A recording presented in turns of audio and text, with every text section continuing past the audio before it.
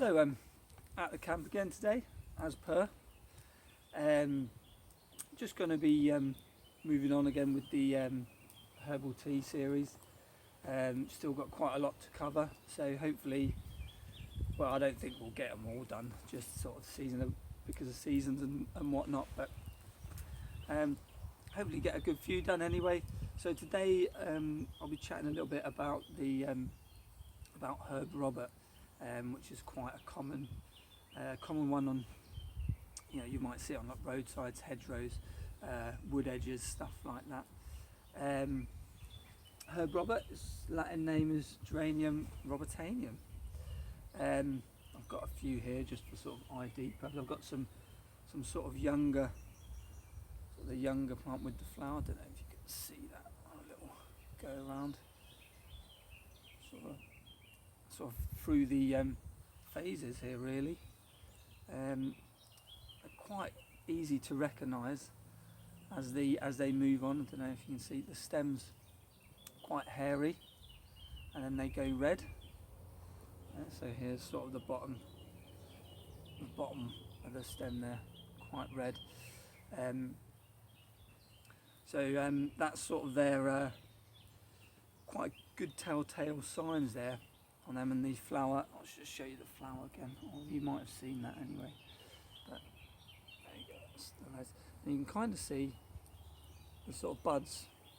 They're also known as crane's bills, just because of that shape.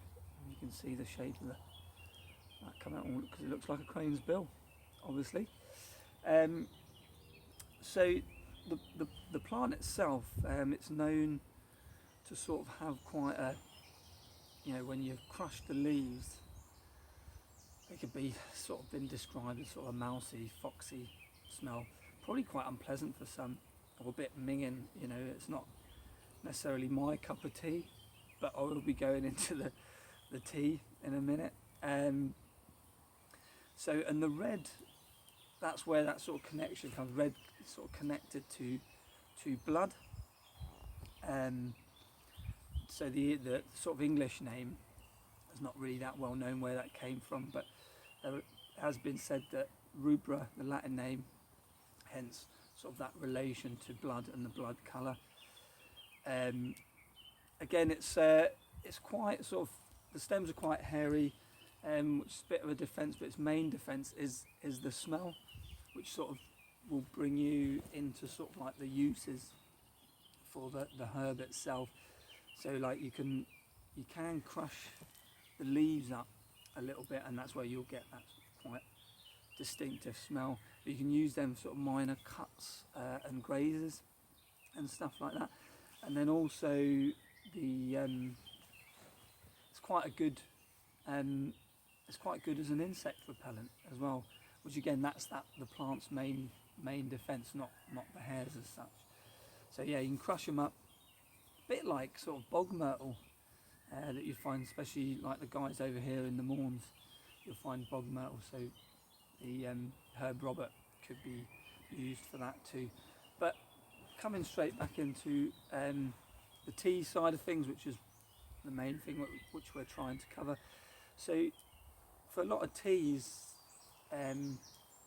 we would dry them out, or well, some teas are better when you dry them out and then they get brittle, and then use them for tea. And then others you can pretty much use directly. With Herb Robert, they stay quite moist for take a bit longer to dry out. So it's basically better to just put a couple of sprigs in for one person and sort of let infuse in the boiling water for 5 to 10 minutes, and that's basically your tea done then. So the tea, what it would cover from a sort of herbal healing perspective, probably again not everyone's cup of tea for the flavour, but it can be used as a mouthwash, also as a sort of for if you've had an X-ray, or if you've had like some dental work, it's a good tea for after that.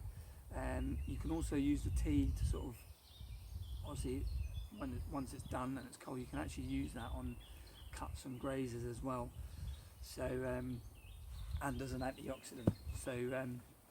So that's it. Herb Robert. There's obviously more little nice little facts knocking about Herb Robert. So again, have a little look around. It's quite common. You'll probably find it all year round as well.